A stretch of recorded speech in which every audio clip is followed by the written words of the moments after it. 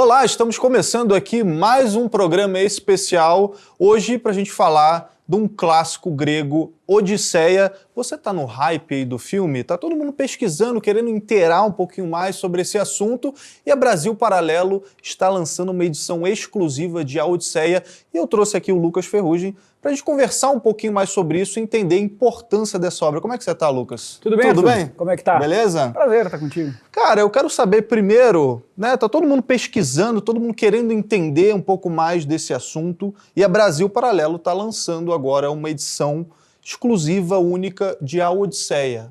Edição bonita, capa, a gente vai estar mostrando aí pro pessoal na tela. Por que que a gente escolheu, então, essa obra? Qual que é a importância dessa obra? Cara, essa é uma das primeiras grandes obras da humanidade. Certamente existem obras mais antigas, mas que elas foram apagadas ao longo do tempo. Então, se a gente fala de, sei lá, Epopeia de Gilgamesh, ela é mais antiga, mas ela não foi viva todas as gerações da humanidade desde então. A Odisseia é a primeira grande obra, antes de existir a palavra Ocidente, antes da vinda de Jesus Cristo, antes da gente entender uma identidade civilizacional, antes da gente ter por hábito escrever as histórias e condensar ela é a primeira história que nos promete aquela coisa ousada que algumas grandes obras na humanidade tentaram prometer, falar sobre tudo, de tudo que é importante. Isso é muito difícil. E ela, de certa forma, é um manual universal para os valores, os sentimentos, os medos, as tensões da humanidade, que pode ser vestida por todos os homens que a leem, que travam contato. Então, por isso ela sobreviveu tantas gerações, sendo cantada, escrita, impressa, representada no teatro, no cinema, em Florença. Todas as gerações sobreviveu e dialogou com a Odisseia como marco fundador daquele arco de humanidade que a gente busca em nós mesmos. Quem somos nós enquanto povo, civilização, de onde viemos e para onde vamos? Ela é, talvez, o maior marco na história da humanidade em relação a isso. E por que agora? Porque de tempos em tempos acontece uma coisa que está acontecendo agora. A Odisseia é cantada novamente. E ela foi cantada atualmente nas telas de cinema pelo cineasta Christopher Nolan, que todo mundo sabe aqui que a gente gosta muito. E depois a gente pode falar um pouco do filme, mas mais importante do que simplesmente o que o filme está falando é o fato de que sempre acontece a mesma coisa quando alguém proclama cantar a Odisseia. O mundo inteiro para discutir o valor daquela história, o que é certo e o que é errado, se ela está bem representada ou não está. É como se nós soubéssemos, no fundo, que poucas histórias podem ser mais importantes do que a Odisseia. E aí é um momento de debate e todos aqueles que se proclamam ter um papel na história cultural das nações, das humanidades, têm aí uma oportunidade, um ticket de entrada para participar desse diálogo e, mais uma vez, levar a cultura mais importante da humanidade uma geração adiante. De fato, o mundo parou, né, Lucas? Para comentar sobre esse assunto, eu estava voltando ontem para casa na Paulista e eu vi duas senhoras comentando, não porque Hermes, não sei das quantas, ele volta em Circe, não sei o que lá. E eu falei, caraca, tá chegando em várias bolhas, vários públicos, assim.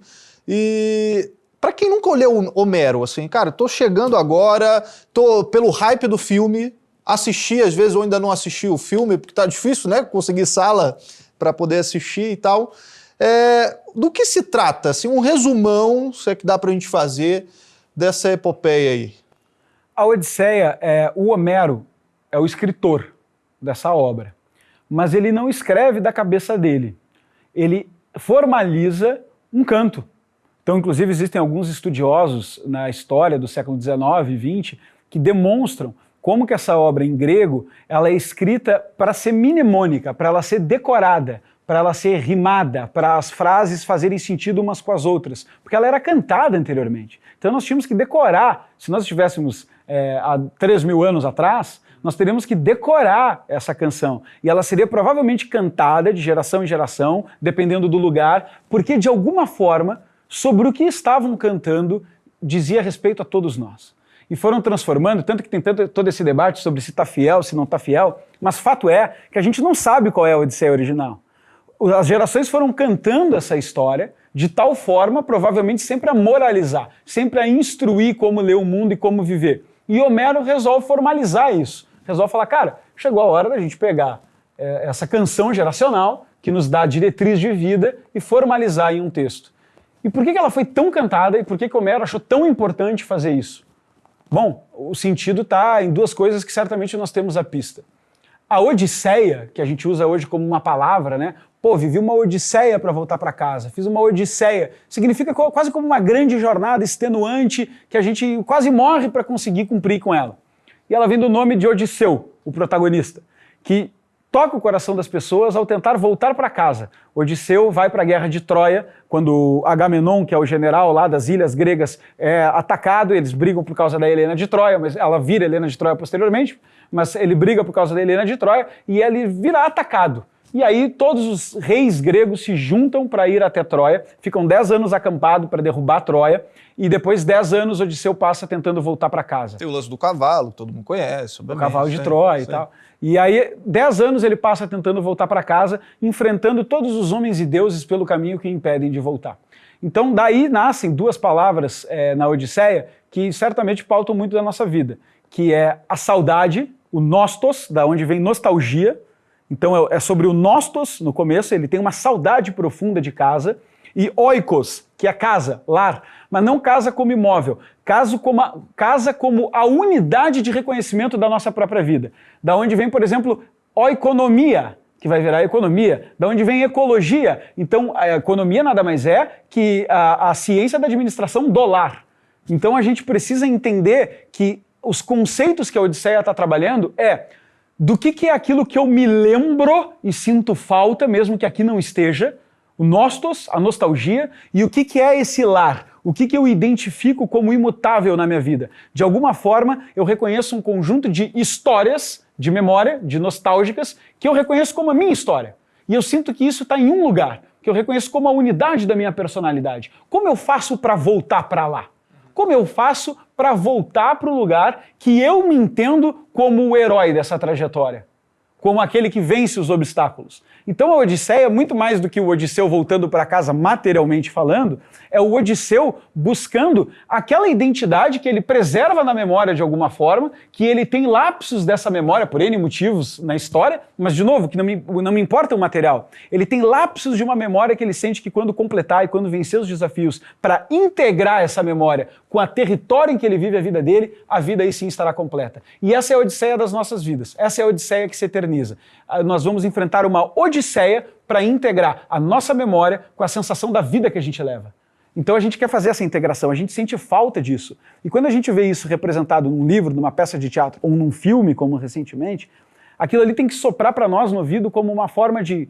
Não só tem, como sopra, tem que soprar para a gente como uma forma de... Quais são as pistas que existem aqui para destravar as coisas que estão entruncadas na minha vida pessoal, na minha vida espiritual, na minha vida emocional? Como isso pode despertar para tanto? E para aqueles que têm medo de, pô, será que a história é tudo isso mesmo? Eu acho que o maior teste do tempo é a democracia dos mortos. São 3.000 anos eternizando essa história. A gente cantou ela durante centenas de anos. Aí a gente escreveu. E aí a gente não tinha impressora. Como é que a gente preservou essa história? Primeiro a gente preservou em papiro. Depois monge bizantino.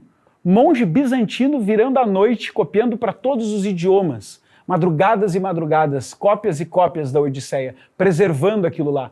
Os gregos de Alexandria, quando trataram a obra de Homero, já sabia que se tratava de algo tão histórico e tão importante para a cultura helênica, para a cultura grega, para a cultura helenista, que eles dividiram ela em 24 cantos, que é a estrutura que a gente conhece hoje. Mas ela não nasce assim. Isso é dividido porque na cabeça deles já se tratava de um texto sagrado, que explica a origem da vida, estruturalmente falando, se assemelhava a um texto sagrado, que explica a origem da vida, explica a proposta, a proposição moral de uma vida boa. Então, qual vida vale a pena ser vivida? Essa é a pergunta que eterniza toda a Odisseia. E a gente quer enfrentar essa Odisseia, todos os dias. E aquilo ali é uma memória pra gente que é falar assim, entendi, a minha vida às vezes parece meio confusa, tem umas lapsos de memória aqui a colar, tem algumas coisas que eu não entendo bem como é que se encaixam na minha trajetória e eu ainda não sei bem se eu estou no lugar certo para ser vivido.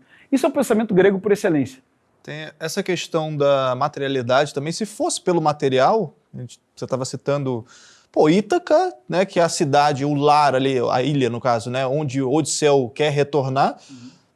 Ele tem um diálogo com Calipso, né, onde ela também questiona ele ali, e ele fala, cara, se fosse por causa disso, lá só tem um monte de pedra lá, pô, eu tô aqui, tem uma deusa diante de mim, é tudo muito mais bonito, mas ainda assim eu quero voltar para casa. Quantas Copas do Mundo tem Ítaca, né? Nenhuma, pô. E você citou também a questão de é uma grande história onde existem vários elementos da cultura humana, várias questões ali, vários valores. Eu me lembro, obviamente, da Bíblia, né, que é um compêndio, uma coletânea de vários livros também que falam a respeito de vários valores, só que eu acho que tem um paralelo que é interessante, que é no caso da Odisseia, você está olhando ali, é uma figura só que você acompanha, né? Então você tem também essa questão de proximidade, de fazer um paralelo com a tua vida, de, pô, eu tô acompanhando a história, a trajetória desse cara, olha tudo que esse cara passou para chegar até onde chegou, né? E nesse paralelo eu queria te fazer uma pergunta, por que você acha que essa história, a gente está vendo hoje isso, mas o que você considera importante nessa história para ela ainda ser tão atual hoje, mesmo depois de quase 3.000 anos, sabe? É que 3.000 anos depois, com inteligência artificial, câmeras, áudios, internet, YouTube, roupas, plástico, petróleo, gás, carvão, as coisas não mudaram tanto. A gente tem às vezes a ilusão de que a vida material transforma substancialmente a nossa vida. Ela transforma materialmente a nossa vida. Ela transforma algumas condições, ela aumenta um pouco o tempo que a gente passa por aqui, ela faz tudo isso, e é verdade. Mas, ainda assim, ela não transforma a substância. Ela não transforma o fato das perguntas elementares. De onde eu vim, quem eu sou, para onde eu vou e o que eu tenho que fazer aqui. Essas perguntas, elas são sempre as mesmas. De forma incômoda, inclusive, né? É como se a vida vestisse essa máscara a todo momento, em todos os lugares. Então, se tu for ver todas as perguntas na tua vida, elas estão travestidas de uma dessa. Então, pô, que emprego eu devo ter? É uma pergunta sobre o que você deve fazer aqui, sobre para onde você vai. Então, que curso eu tenho que fazer? É uma pergunta do que você deve fazer aqui. Qual é a minha religião? É uma pergunta de onde eu vim, para onde eu vou. Qual sistema de governo eu acredito? É uma pergunta para onde eu vou. Então, essas perguntas, elas são meio que o código por trás de todas as demais perguntas que a gente faz no dia a dia, na vida cotidiana e tudo mais. E, de novo, a Odisseia certamente não é o único, aí você citou a Bíblia, a gente podia citar Divina Comédia, essas grandes histórias que fazem isso, mas a Odisseia é o primeiro que a gente conhece dessa forma, que a gente eternizou dessa forma. Então, ela é muito forte, muito vívida, e até por isso tem muito dessas polêmicas, né? Se a Odisseia realmente disse isso, ou disse daquele jeito, ou qual é o significado da palavra em grego, etc e tal, e tudo isso de fato importa, mas eu gosto de pensar que a Odisseia, ela tem uma coisa a mais do que isso. Ela nos conecta como um senso eternizante, ela nos conecta como um elo da corrente de uma longa cadeia causal que construiu o palco das nossas vidas. Então, quando nós lembramos desses gregos, 3.000 anos atrás, estavam escrevendo a Odisseia, que estavam inventando algarismos na matemática, que estavam inventando fórmulas para ver a vida, que estavam inventando fórmulas científicas de ver o mundo, filosofias idealistas de dizer que o homem é corpo e alma, eles são uma peça que construiu o palco que a gente vive. Quando nós nos lembramos do cristianismo, quando nós nos lembramos do Império Romano e das instituições, é uma outra peça. E de geração após geração, elo após elo da corrente, nós fomos compondo um palco que quando a gente nasce já está pronto. Não é mérito e nem demérito nosso. Nós viemos parar aqui exatamente como esse palco está. E quando a gente quer saber que palco é esse, de onde eu vim e quem eu sou, a Odisseia é um dos poucos totens na história da humanidade que nos dá essa memória, que nos dá essa presença, que nos faz lembrar que a vida é um aprendizado contínuo desse legado. E ela, de certa forma, denuncia os vícios e as virtudes humanas, das quais todas essas gerações foram desafiadas, caíram, venceram, passaram. Então, sempre que a gente tem um desafio na nossa vida, uma coisa eu posso garantir que não decepciona, que é se a gente olhar essa porta e resolver perguntar, e aí? Me conta tudo que você abriu mão para dar um passo além do que parecia possível. Essas grandes obras vão estar sempre lá de portas abertas, nos contando tudo que sacrificaram, onde que tropeçaram, onde que caíram, onde que venceram, o que a humanidade aprendeu ao longo da história que fazia mais sentido para ela mesma. Então a Odisseia é uma memória, é uma forma de se encontrar com a própria humanidade, é uma forma de ver o que há de irmão em todos nós, porque todos nós passamos pelos mesmos vícios e as mesmas potencialidades de virtude. Todos nós somos convocados à mesma vocação. E eu acho que ela, impressionantemente, lembra, sabe que eu tenho um pensamento que é o seguinte, eu quase não sei se a Odisseia é tão impressionante porque é a primeira ou é exatamente por ser a primeira que ela consegue ser tão boa. Porque é a primeira vez que a gente organiza talvez isso tudo que a gente tem para falar, a ponto de ser memorável. Não tem toda uma escola de pensamento por trás. Não existem 800 estudiosos que interpretaram esse negócio e agora a gente está tentando pegar esse fio da meada. Talvez seja uma narrativa primordial, tão mitológica, que fala uma verdade tão profunda sobre todos nós, que só nos resta olhar para aquilo embasbacados, pasmos, enevoados pelo tamanho daquele pensamento que Homero registrou. E aí a gente traz isso para dentro da nossa casa, para dentro do nosso momento, como esse canto que faz parte agora. Eu acho lindo que a nossa geração esteja cantando Homero. Eu acho lindo que ela esteja no cinema. Eu acho lindo que as pessoas estejam criticando a obra no cinema, reclamando de coisas da Odisseia. Eu acho lindo que as pessoas estejam elogiando e chorando pela primeira vez com esse filme. Eu acho lindo que as pessoas estejam discutindo se aquele é o Menelau. Eu acho maravilhoso que as pessoas estejam discutindo se aquela é a melhor Penélope, a melhor Helena de Troia. Nós estamos cantando Odisseu mais uma vez, 3.000 anos depois, ainda preocupados em responder da melhor forma o que é o certo e o errado aqui, quem nós somos. E falando em responder, vamos para o livro? Quero entrar um pouquinho na obra. É o nosso jeito de cantar junto. E na nossa edição exclusiva aqui da BP. Eu quero entender um pouco mais, o pessoal vai estar assistindo aí, a gente vai botar na tela as imagens, né, do nosso livro, a nossa versão, capa dura, bonito, artes, ilustrações belíssimas. Eu quero entrar agora nos pormenores dessa nossa edição, começar te perguntando qual que é a diferença principal. Claro, o pessoal vai estar vendo a estética já na tela, mas é um livro que, eu consigo sair agora aqui, descer ali numa livraria na Paulista e comprar esse livro. Por que qual que é essa diferença se eu comprar um livro ali na livraria para o nosso livro aqui, essa nossa edição especial? Olha, é uma tentativa de... Existem livros, certamente você pode consultar a história da Odisseia, até mesmo de graça. Na internet, só procurar Odisseia, ver aí. Baixa o PDF, vem lá. É história de 3.000 anos, né? O Homero não estará aqui para reclamar os direitos autorais dele. Então, e a galera reclamando de spoiler agora também, pelo amor de Deus. Não né? é esse o ponto. Então qual é a função de um livro desse que funciona como um livro decorativo, etc. e tal? Existem pessoas que gostam de usar isso como um elemento de identidade e memória. Gostam de fazer isso. Então isso é um primeiro motivo. Mas por que a gente gosta de fazer isso? Parece até um pouco fútil, né? Botar um livro na minha mesa de centro para decorar, etc. e tal. Mas veja bem, Durkheim, o pai da sociologia, descreve a importância do totem.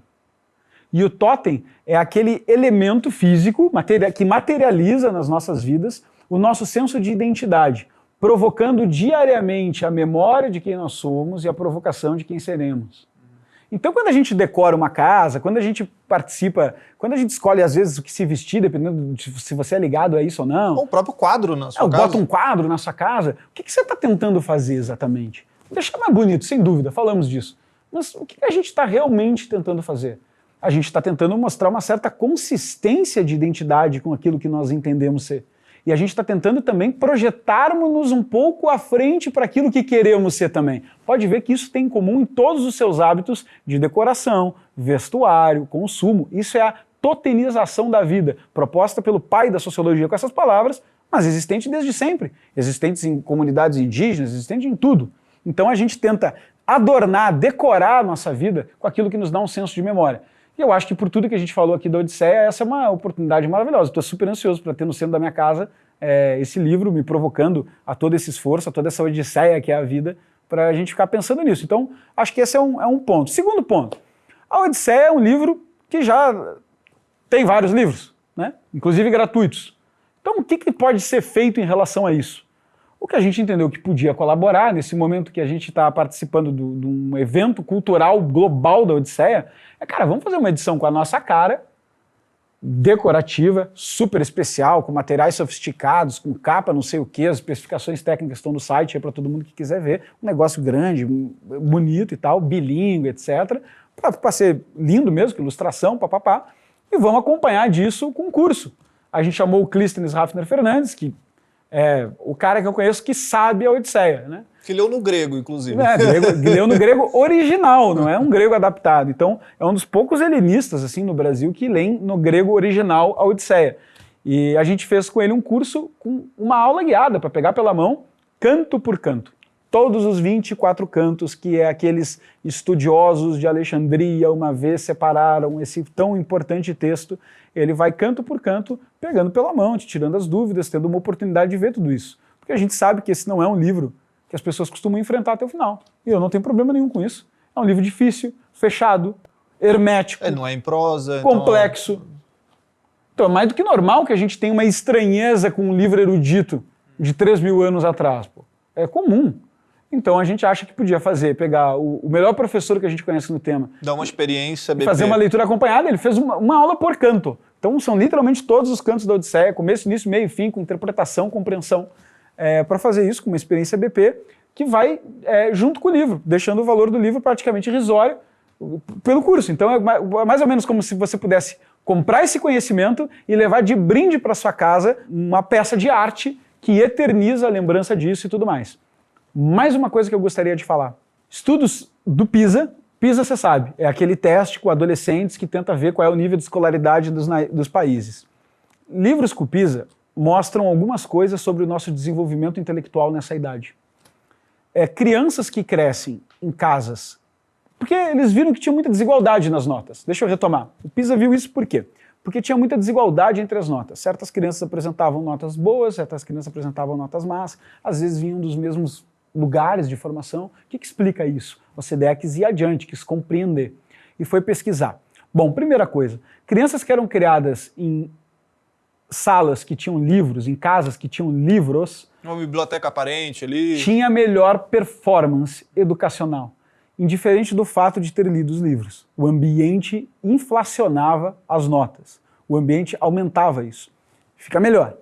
Crianças que cresciam em casas, e aí elas preenchiam uma questão objetiva de como é que funciona livro na sua casa. Aí tinha uma fotinho com tipo 3, 4 livros na prateleira. Aí tinha uma outra fotinho com tipo 10 livros na prateleira. E ela vai botando meio pelo volume. Porque a criança não sabe dizer quantos livros tem. Nem a gente sabe, né? Porque livro é uma coisa que engana no tamanho. Então ela botava ali tentando preencher. Quanto mais livros tivesse, maior era a correlação com o ganho de nota. Quanto mais livros tivesse em casa, maior era a correlação com o ganho de nota. Vai adiante. Crianças que tinham esses livros ficcionais aumentavam mais ainda as notas do que crianças que tinham esses livros técnicos. Então veja bem, do que a gente está falando aqui? Questão de formação do imaginário. Livros ficcionais presentes na sua casa melhora a performance educacional das crianças. Obviamente isso não vai agir sozinho, mas existe uma correlação apontando que quando isso está presente na sua vida, o ambiente que essa criança cresce e se forma é suficientemente estimulante para que ela tenha a maior tendência a apresentar melhor performance. E aí eu te pergunto, a gente fez todo esse experimento com crianças. Será que isso é só com criança? Agora eu não vou ter a prova científica que eu tenho na OCDE para falar que isso acontece com adultos. Mas eu me pergunto, do que a gente está cercado de decoração? Do que a gente se lembra quando a gente está em casa, tomando um café? Do que a gente se lembra? Será que nós somos tão superiores assim, que as coisas em nosso entorno não nos impactam, não transformam a forma que a gente age no dia a dia? Eu não acredito nisso. E por não acreditar nisso, eu resolvi dar uma pesquisada, já que a gente não tem essa pesquisa da OCDE, se isso pode ser verdade para os adultos de alguma forma. E encontrei num livro vencedor do Nobel de Economia, chamado Rápido e Devagar, escrito por Daniel Kahneman, um estudo muito maravilhoso que as pessoas podem procurar na internet, o efeito priming. E aí o efeito priming é basicamente um estudo sobre o impacto das coisas ao nosso redor em nós. Inconsciente, o impacto inconsciente. Será que existe mesmo? Não é frescura isso aí? Pois eu vou te dar só o experimento mais bizarro de todos. Existem vários, dezenas, centenas desses estudos dentro desse mesmo estudo. O mais bizarro. Se você passa por uma loja da Ferrari, você tende a acelerar o carro. Se você passa por um asilo, você tende a diminuir a velocidade. Isso é um estudo científico, do ganhador do Nobel de Economia. Então isso é só uma mera pista do efeito do ambiente nas nossas vidas. Quer um outro efeito? Historicamente, nos últimos 25 anos, operadores do mercado financeiro transacionaram ações na Bolsa de Valores dos maiores bancos de Wall Street com pessimismo, com maior pessimismo quando estava nublado e com maior otimismo quando estava sol. Correlação não quebrada em 25 anos de histórico de movimentação financeira. Então, o efeito do ambiente, esse livro ele ganha esse Nobel de Economia porque ele traz o paradigma da subjetividade para dentro do comportamento humano com uma prova matemática que poucos fizeram anteriormente, e ele mostra o efeito que as coisas ao nosso redor têm na composição do nosso ambiente, dos nossos estímulos, das nossas atitudes.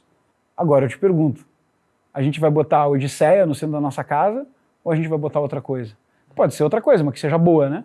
Sim. E se for um livro, e se você tiver filhos e tiver presente nessa família, além de ser uma herança e tudo mais, você estimula esse ambiente, você mexe com isso. Certa vez eu estava na casa de um amigo e vi o filho dele brincar com um livro de história da arte da Itália, que ele comprou um desses livros super especiais, de luxo, decorativo. E ele botou, de mesa ali. E ele botou no centro da mesa.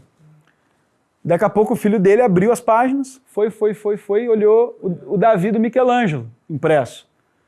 E olhou e falou assim, ó, esse aqui é o papai. E desde então, aí eu já não vi, mas desde então conta esse meu amigo, que vez ou outra ele está lá mexendo no livro, ele ainda é criança. Ele está lá mexendo no livro e falando, ó o papai, ó o papai. E agora ele já está familiarizado, aquilo que se chegasse aos 12, 15, 20 anos na vida dele, seria pretensioso, ou Davi de Michelangelo, a arte renascentista, ia soar um pouco atravessado, um pouco... Chegou um cara de monóculo agora para me ensinar que existe uma arte. Aquilo ali está naturalizado para ele desde criança. Quando falarem para ele do Davi de Michelangelo, ele vai dizer, meu pai, eu brincava que era o meu pai quando era criança. E isso muda completamente a relação com a imaginação. Ou quando ele for na Itália e ver de fato lá o Davi em Florença, ele vai, caraca, ele vai... Esse lance da nostalgia também, ele pensar tudo isso que ele viveu, toda essa... Não é maravilhoso? Não é maravilhoso? Então, a minha provocação é isso, naturaliza essas coisas dentro da sua vida. Porque essa é a forma de ter a memória. Você vai convivendo com esse negócio e aí quando você vê o filme você vê diferente. E aí, de vez em quando você folheia aquele livro, aí faz o curso do Clístenes, aí faz uma aula, faz duas, escuta um pedaço em audiobook. Sei lá, você vai naturalizando esse convívio. Sabe por que a maioria das pessoas não tem condições de ler Odisseia exatamente agora e entender o que está lá? Porque isso nunca começou a ser naturalizado. Porque conforme vai sendo naturalizado, isso vai ficando normal. Não vai ficando naturalizado, não estou dizendo assim, eu tentei 80 vezes. Não, quanto mais você conhece a história, mas você está escrito de um jeito meio estranho, mas mais eu entendo do que ele está falando aqui. Quanto mais você escutou alguém conversar sobre isso, quanto mais crítica você leu sobre o filme do Nolan, quanto mais vídeos você viu sobre a Odisseia, isso não serve só para a Odisseia, serve para tudo. Então construir um ambiente que seja belo, harmônico e que resgate essa totemização da vida de forma um pouco mais intencional e consciente é uma coisa que eu busco fazer e, enfim, por buscar fazer, acredito, e por acreditar a gente também faz essas coisas, e convidamos todos a participar disso também. E a gente deixa o valor do livro mesmo sendo todas essas frescuras, tendo, como é que chama? É livro de luxo, né? Mesmo sendo livro de luxo, que é com capa não sei o quê, com tecido não sei das quantas. Tecido não sei qual, a dimensão não sei o quê, a ilustração impressa, a edição bilíngue, o grego desenhado, etc e tal. Não tem igual que te impressione, que é belo. Pô, se tu olhar o livro, o quê? O valor do curso, então quer dizer que o livro vem de brinde? Ou o curso vem de brinde? É bom demais. Então é uma maneira da gente... Conhecimento digital permite essas coisas, né? A gente só consegue fazer isso porque o curso a gente gasta uma vez para fazer e depois gasta menos para vender para cada uma das pessoas, né? Gasta marketing, imposto, etc, plataforma, mas gasta menos para vender para cada uma das pessoas. Então a gente consegue fazer esse bem bolado que dá uma margem suficiente para a empresa, para a gente investir na BP, para fazer através de produtos isso aí, e ao mesmo tempo, uma das coisas você está levando de brinde. Boa notícia, as duas valem mais do que o preço. Então é a maneira que eu uso para entender isso aí e espero que o produto seja um sucesso para a gente pegar todo esse orçamento e fazer mais. E tudo chegando diretamente na sua casa, pessoal, com frete grátis. Aproveita agora, é uma tiragem limitada, a gente vai continuar falando ainda aqui sobre o livro. Você quer saber também sobre o filme, a opinião do Lucas Ferrugem sobre o filme? Vamos chegar lá. Eu tenho esse bloco aqui, a galera às vezes quer saber, porque gosta das tuas análises de filme, mas eu preciso lembrar você que a gente não vai ficar imprimindo, né, vendendo esse livro aqui para sempre, porque quando encerrarem as vendas, a gente vai ter essa tiragem, vamos mandar imprimir, e aí acabou. Então aproveita agora, tem um link que está na descrição desse vídeo, tem um QR Code que está aparecendo o tempo inteiro aqui na tela, ou um botão para quem está assistindo no celular, clica aí, você vai cair numa página, tem todas as especificações lá, todos os detalhes do livro, as condições para você adquirir esse livro exclusivo da BP, tem botão para você falar com o time comercial e todas as dúvidas lá, tem uma seção de perguntas e respostas que já tira todas as dúvidas. Já tem um spoiler que você já me deu aqui, você falou 2 vezes, quem está esperto já pegou, mas eu quero perguntar a respeito do idioma. Qual que é o idioma desse livro? Você já falou aqui. A gente fez a edição em bilíngue, de novo. Bom, eu vou ser honesto, eu não tenho expectativa que existem muitos leitores de grego antigo por aí na audiência. Tirando o Clístenes, você conhece? Não, existem alguns. Justiça seja feita aos grandes leitores do grego antigo. Mas não é exatamente por isso, né? É porque como esse objeto que eu falei, é um totem, é meio que o legado, né? Então como é que a gente compôs isso aí? Vai do grego antigo, o idioma original que registrou essa história, até a tradução do Odorico Mendes, que é a primeira vez que a história para no Brasil. Então, de certa forma, eu gosto de pensar que tem uma certa poética aí, da gente ver aquilo que transformou o texto em pedra e imaginar que toda essa cadeia humana que a história da Odisseia conta, vem parar no Brasil, traduzido em português do lado. Então, eu acho que isso tem uma... Pelo menos eu gosto muito de ler texto bilíngue, mesmo quando eu não leio o idioma original, ele me dá essa sensação de, pô, aqui está a pedra que fundamentou toda essa ideia e aqui está a versão que eu estou consumindo agora, para minha geração, para meu país, para o meu idioma, e entre essas duas coisas tem a sobrevivência do texto. Eu acho que isso tem uma certa poesia e num produto que também tem função decorativa e estética, embora não só, eu acho que isso fica mais interessante. Qual que foi a preocupação da BP na escolha dessa tradução, por exemplo? Porque tem vários tipos de tradução. Tem várias né? traduções, tem muitas traduções em direitos autorais livres, tem muitas traduções em direitos autorais pagos, mas mesmo assim, de novo, repito, é um texto que você acha de graça por aí, online, muitas versões dele. Porque vai ter gente que às vezes vai chegar, mas essa tal tradução é melhor, e essa é pior, e essa aqui, por que essa especificamente? Não, por causa foi a primeira? Vamos lá, existem várias traduções disponíveis no Brasil. A do Odorico Mendes, ela tem uma série de virtudes dependendo dos seus objetivos. Primeiro, eu vou falar de um jeito popularesco assim, mas ela é a mais erudita e difícil. Ela é a mais difícil, mas de novo, ela é uma tradução que se preocupa muito com o romance, com a síntese, ela se preocupa muito com aquele texto, com a precisão das palavras, ela se preocupa com isso e, portanto, ela fica um pouco mais difícil ao fazer isso. Eu não acho, como a gente está entregando isso junto com um curso que facilita canto a canto, não é um curso sobre Odisseia, né? É um troço acompanhado, pô, canto por canto, uma aula por canto. Então, todos os cantos, pô. Então, eu acho que a gente pode se dar o luxo, o direito de falar, não, pô, vamos fazer um negócio mais maneiro, vamos ver como é que é o negócio. Então, eu acho que esse é um ponto, tá? O outro ponto é porque ela é economicamente viável de construir também, ela já é uma tradução de direito autoral livre, as pessoas podem consultar na internet para ter uma noção do que a gente está falando sobre ela, e eu acho que isso é muito bom. Viabiliza uma margem maior para fazer o livro, para fazer o curso e tudo mais.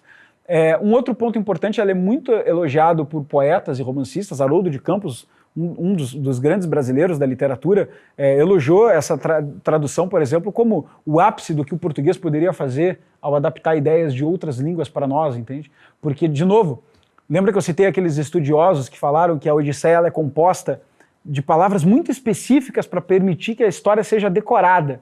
Então, traduzir isso do grego é sempre um desafio. Então, essa tradução é escolhida por uma série desses motivos, né? A gente tem outras traduções boas no Brasil, como a do Frederico Lourenço, do Carlos Alberto Nunes. Uma delas vai priorizar a melhor tradução em prosa e mais fluida, outra vai priorizar o melhor canto em métrica poética, e cada uma delas vai ter que escolher um caminho e fazer esse ajuste, né? Eu acho que todas são, pelo menos todas que eu conheço, são bem válidas. Dessas que eu citei, nenhuma delas é ruim. Todas são boas, mas com propósitos diferentes. Eu acho que para esse que a gente estava fazendo, o propósito mais adequado foi essa.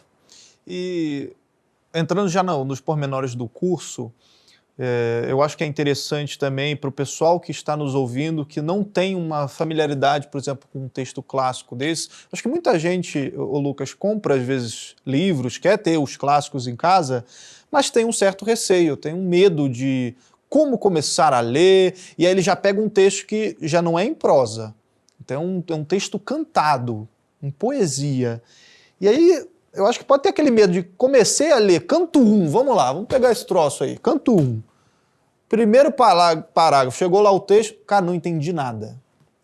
Aí justamente tem o lance do curso. Como é que o curso auxilia, né? Você conhece o Clístenes, a BP que trouxe o Clístenes aqui para poder dar cada aula. Como é que esse curso ele pega de fato na mão da pessoa para ela entender o que ela está lendo?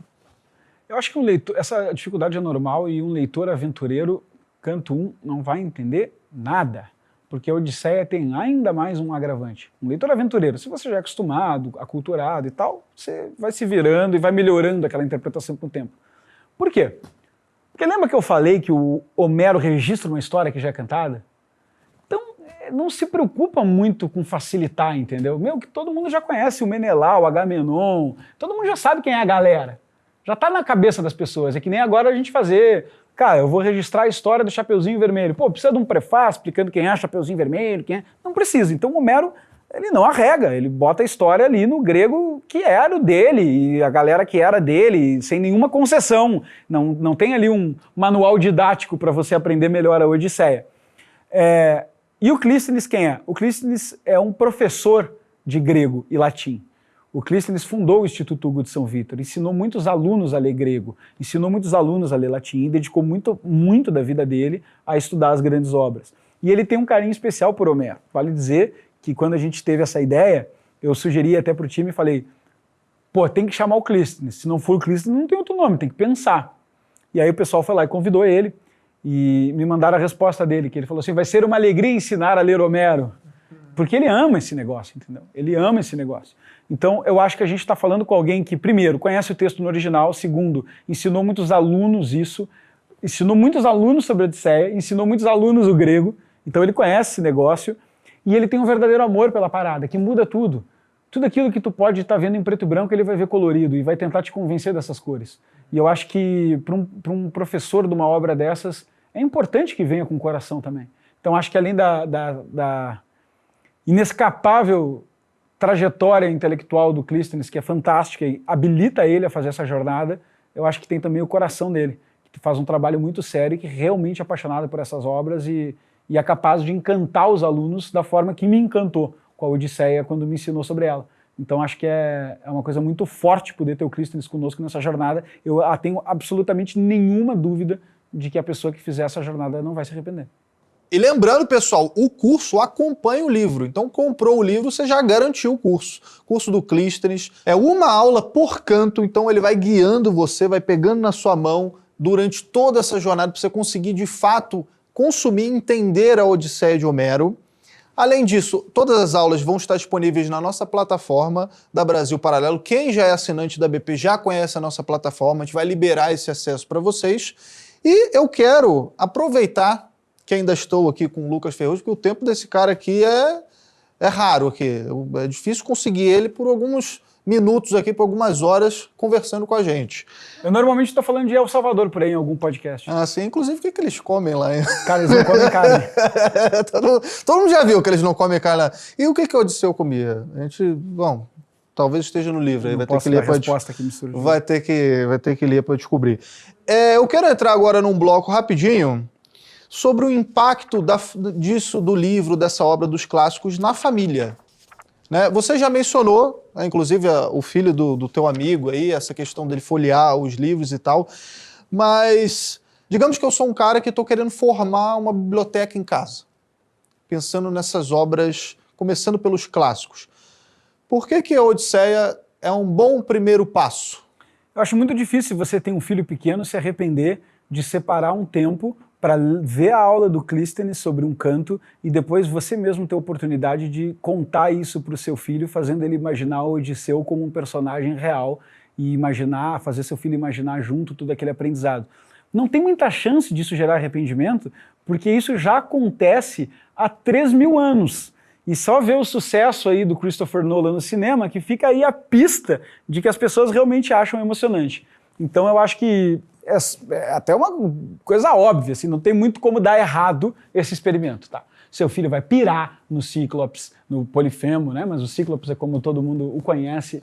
O seu filho vai pirar no Inferno de Hades, seu filho vai pirar na Bruxa Circe, seu filho vai pirar, essas coisas funcionam com as crianças. E desconfio que você fazendo isso perceberia que tem muito mais do que só a criança tá vendo lá e também se transformaria. Então, obviamente, recomendar a Odisseia é meio que recomendar a apelação da apelação. Assim, eu quero garantir a satisfação, tu recomenda essa história, não tem como dar errado. Baita jornada do herói. Não deu errado agora em 2026, não deu errado em 77 quando lançaram, não deu errado no teatro, não deu errado cantando, não deu errado escrevendo, ela não dá errado. A Odisseia é uma história que já provou que não dá errado. Então, obviamente, dá certo. Mas volta ao ponto, né? É simplesmente colocar essa obra para dentro da sua casa, embora eu acho que não deva parar aí a sua experiência, simplesmente colocar essa obra para dentro da sua casa já tem um efeito no ambiente, que aparentemente é bastante comprovado, seja pelos testes dos PISA, seja sobre os estudos de correlação com as performances educacionais das crianças, seja no potencial do imaginário, seja no efeito prime indireto de como aquilo influencia seu inconsciente, ou o que você quiser chamar, sobre as suas atitudes.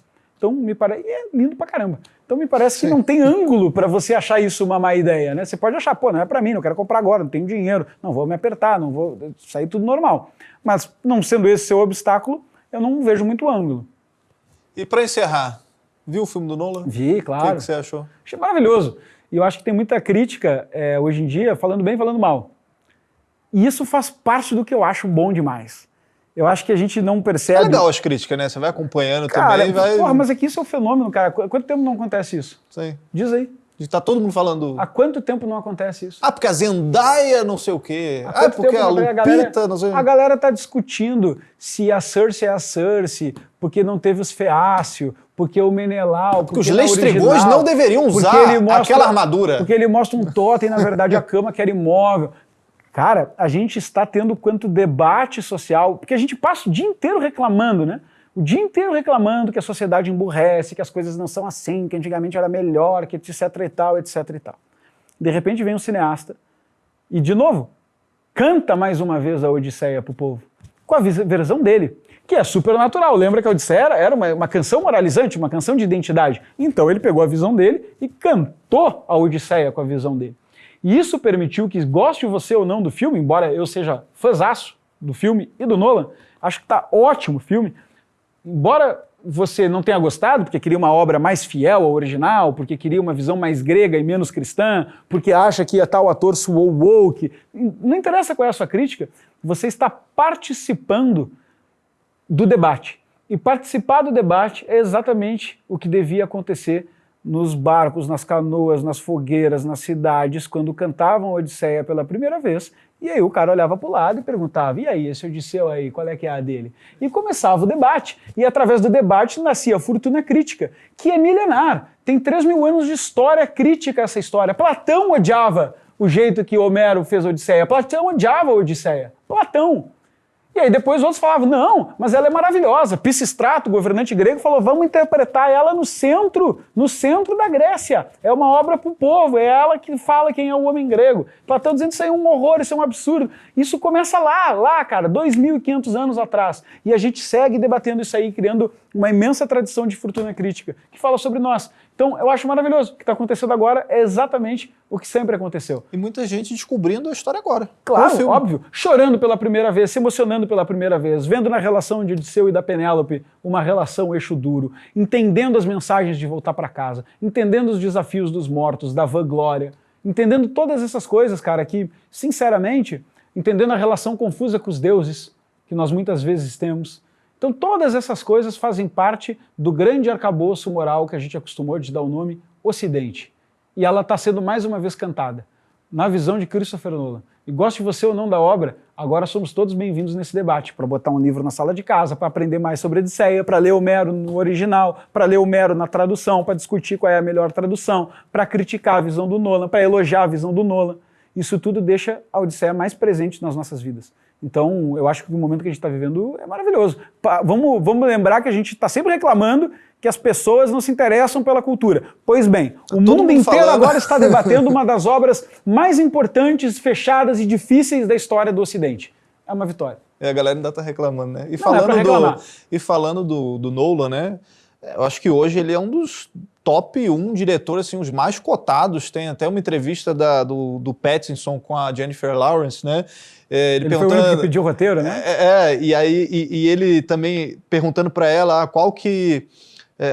alguém que você gostaria de trabalhar e tal, ela falou, pô, só tem uma pessoa que eu gostaria de trabalhar agora que nunca me chamou, o Christopher Nolan e tal, e ele dá uma risadinha assim, né, porque ele tá em vários filmes do Nolan e tal, e eu acho que ele faz um pouco do que o Steven Spielberg era nos anos 80, assim, que todo mundo queria trabalhar com Spielberg e hoje todo mundo quer trabalhar com Nolan. Qual que é o papel da sétima arte hoje para cultura, para essa disseminação do conhecimento? Eu quero lembrar também a todo mundo que está nos assistindo que a Brasil Paralelo, pô, o Nolan tem 250 milhões de dólares para torrar no filme. A Brasil Paralelo está começando a se aventurar na sétima arte, com ficção, vai estrear John Money daqui a pouco, muito em breve, já soltamos o trailer, o pessoal está alvoroçado, comentando, cara, uma baita história, e a gente está começando a botar o pé nesse mercado de ficção, cinema, sétima arte? O que você enxerga desse mercado? A sétima arte leva esse nome não à toa, porque ela vem como um cume do que é possível fazer, não por ser melhor que as outras necessariamente, mas ela vem como um cume de todas as artes anteriores. Então, na sétima arte, você vai ter a música. Todo mundo espera ver uma sinfonia na sala de cinema. E você vai ter a música presente lá, como parte da arte. Você vai ter o texto, você vai ter o roteiro, você vai ter a fala, você vai ter a literatura como parte da arte. Você vai ter a pintura, na fotografia, na cor, em tudo isso. Então você vai somando as artes, você vai ter a poesia, você vai ter a atuação, o teatro, você vai juntar todas essas artes e dentro de um processo que apenas a Revolução Industrial e o capitalismo proporcionaram nos últimos séculos, industrializar esses processos, colocando milhares de pessoas a trabalharem juntas através de um negócio pós-Ford, pós-Revolução Industrial, pós esse nível de dinheiro para investir nas coisas que você estava mencionando agora, que cria ali uma possibilidade de representação muito inédita na história da humanidade. Então, nesses últimos 100 anos, a gente participou de um momento muito especial com o cinema. A gente democratizou mensagens que anteriormente eram quase impossíveis de ser democratizadas. Existem muitas pessoas que têm uma bela noção de quem foi Churchill, de quem foi Lincoln, de como foi a Revolução Americana, de como foi a guerra no Japão, de como foi o Holocausto, de como foi todas essas coisas, sem jamais ter lido um livro a respeito disso. E tem uma noção bem viva. Embora essa noção não substitua a noção da vida de estudos, da literatura, e nem precisa competir, ela está se apresentando hoje como a maior democratizadora do acesso a histórias. Então, nós vivemos uma vida, nós não podemos viver todas as vidas. Podemos, no máximo, se a gente for muito radical nas mudanças de caminho, viver 2 ou 3 dentro da nossa vida. E o cinema nos possibilita sentir e viver todos aqueles caminhos que nós não sentimos e vivemos em diferentes tempos, épocas e lugares. Diferentes escolhas morais. Então, o cinema, ele abre as portas e desperta as pessoas para um convite a uma experiência jamais antes imaginada, jamais antes vivida. Esse é um ponto. Né? Então ele se torna o cume desse capitalismo, desse sistema de mercado, com o legado de todas as outras artes, fazendo aquilo que tecnologicamente só foi possível a partir de um determinado momento da humanidade. E por isso é a arte de maior consumo, de maior impacto, de maior influência cultural que nós temos hoje, vigente. De outro lado, o cinema, ele opera num vetor, eu gosto de dizer que o cinema opera num vetor contrário ao vetor da literatura. O que é a literatura? A literatura, talvez a obra mais importante na formação de imaginário e intelectualidade, quando eu falo intelectualidade não saber um monte de coisas, mas formação de intelecto na história da humanidade, a literatura é o seguinte, você lê palavras, imagina essas palavras e conclui algo sobre essa imaginação. E aí você usa essas conclusões para aprimorar seu entendimento de mundo, para tomar decisões diferentes, para interpretar o que está acontecendo. Mas veja bem, você vê aqueles códigos e esses códigos formam uma imagem na sua cabeça como se fosse um projetor de filme na sua cabeça. E isso é uma musculatura da inteligência e, portanto, a literatura é reputada por fazer toda essa musculação cerebral que deixa as pessoas mais inteligentes. Por isso que a gente associa, o cara lê livros, fica mais inteligente. Não é sempre uma verdade, mas é um excelente convite à inteligência, a leitura dos livros. Depende do que você está lendo, né? E não é sempre uma verdade também, mas é um excelente convite à inteligência. Só que veja bem, códigos, imaginação, projetor cerebral, musculação cerebral, vê uma imagem, conclui vida humana. Ela passa pela inteligência, ela passa pela vontade e passa pela memória. E só no fim você vai aplicar esses aprendizados no referente, na própria realidade. O que o cinema faz? O cinema usa todas aquelas artes que nós mencionamos e captura uma versão desse referente. Joga para você como se ele fosse o projetor e você assiste e sente aquilo, meio que sem passar no primeiro momento pela memória, sem passar no primeiro momento pelo discernimento da vontade. Você só tem aquela experiência que é emocionalmente mais arrebatadora que todas as outras artes. E você sente aquilo primeiro. Se você for um espectador, como o mundo dá o nome, espectador ativo, você fará uma decomposição desses sentimentos, lembrando que por trás disso tem um diretor, tem uma intenção, tem um roteiro, tem um texto, e que aquela história está sendo conduzida.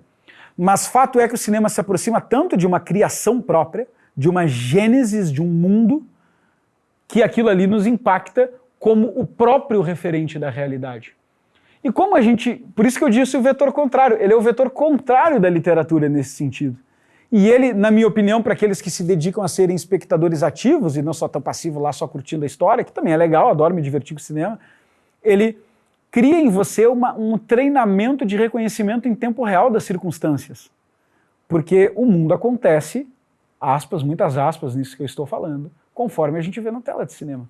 Imagens na sua frente acontecendo naquele momento e dali você tem que atribuir o significado ao que você está vendo.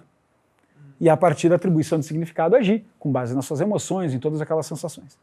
Então eu acho que o cinema, o jeito difícil de falar tudo isso que eu falei é, o cinema faz uma tradução artística do referente, você dá o significado, e a literatura traduz esse referente em códigos, signos, e esses signos a gente recompõe o referente na nossa imaginação e depois dá o significado. Então acho que são vetores diferentes, que estimulam coisas diferentes, se complementam enquanto artes na sociedade, e os dois dão uma potência imensa, né? E o Christopher Nolan se tornou, nessa geração, talvez o maior produto cultural que nós conhecemos. Eu não falo produto como demérito, não. Eu falo como demanda. Ele é aquele que mobiliza... o cara vai contar a história do Oppenheimer, o pai da bomba atômica, ninguém sabe nada, vai dar $1 bilhão na sala de cinema. O cara vai recontar o Batman. Então, a partir de então, o Batman vira uma obra intelectual na qual a gente debate, ele deixa o Batman sério, vamos lá discutir isso. Ele vai contar a história da praia de Dunkerque, então nós vamos saber sobre isso. E às vezes até a gente não vai entender o que ele está contando, como é o caso do Tenet. Mas seja como for, ele cria esse fenômeno cultural de... O próprio nome diz, blockbuster, o arrasa quarteirões. Ele cria esse fenômeno cultural de arrastar os quarteirões para dentro da sala de cinema e a gente passar os próximos dias discutindo. Para nossa sorte, ele acabou de fazer isso com seus modestos $250 milhões com a Odisseia. E você aí de casa, já assistiu a Odisseia do Nolan? Curtiu? Deixa aí nos comentários. E se você quer garantir esse livro especial, essa edição exclusiva da Odisseia de Homero com a Brasil Paralelo, a sua chance é agora. O QR Code está aparecendo aqui durante toda essa conversa que a gente está falando aqui com vocês, falando do livro, falando do curso, em todas essas atribuições especiais. Você vai clicar lá no link da descrição, vai abrir uma página, tem todas as especificações desse livro que a gente está levando até a sua casa. Além do livro, acompanha um curso completo, uma aula por canto com o Clístenes, que lê no grego clássico ali, antigo, ele vai destrinchar cada poema, cada poesia ali, para você conseguir entender melhor essa história, e é uma oportunidade única, exclusiva e ilimitada. Assim que terminar essas vendas, assim que a gente encerrar esse carrinho de vendas aqui, a gente não vai imprimir esse livro de novo. Então garante agora, né? Garante essa tiragem, porque ela é única, tá bom, pessoal? Lucas, muito obrigado. Obrigado, eu, Arthur. Sempre bom falar de Christopher Nolan, Odisseia e essas coisas todas aí. E Lucas, uma mensagem final para quem tá até agora aqui com a gente nesse vídeo. Olha, primeira coisa, não perca essa oportunidade que todos estão cantando juntos a Odisseia, de cantar junto. Não fica de fora dessa roda. Então vai lá, e se você for um hater do filme do Nolan e quiser refutá-lo, o produto é maravilhoso para você, porque vai ser a Odisseia original, com versão em grego, versão em português, ilustração e um professor que de suspeito não tem nada, um dos únicos helenistas do Brasil capazes de ler a Odisseia no grego antigo e original e fazendo uma aula por cada canto. Você vai ter todos os argumentos e vai conhecer a obra original como ela deve ser conhecida. E se você amou o filme do Christopher Nolan, olha que maravilha, a gente também tem a oportunidade de dar um aprofundamento, não para só no filme, não para só na visão do Christopher Nolan, vai até a visão daqueles gregos que gestaram essa história que tanto nos marcou e segue viva em 3.000 anos. Seja como for, é um produto especial que a gente tem carinho de entregar para vocês, seja pela edição que, como eu disse, vai ser decorativa e memorável na sua casa, para os seus filhos, seus familiares, mas também pelo curso com o professor Clístenes, que vai ser muito especial também. Não fica de fora desse momento, né? Faça na medida dos seus potenciais financeiros, compre se você tiver dinheiro, vá no cinema se você tiver dinheiro. Se você tiver dinheiro, vá em IMAX e depois compra o livro legal. Não tem, escolhe um, escolhe outro, tem menos ainda, não faz nada agora, vê de graça na internet, lê de graça na internet, mas não deixa passar. Não passa caminhando por uma roda de homens malucos em 2026 no meio dos computadores, isso, tu não tá entendendo nada. Cantando por Odisseu. Exato. E fique de fora dessa festa. Não são muitas oportunidades geracionais que a gente tem. Maravilha. Pessoal, ouviram o Lucas Ferrugem, não fique de fora dessa festa. Eu vou ficando por aqui e até o próximo vídeo aqui na Brasil Paralelo. Valeu!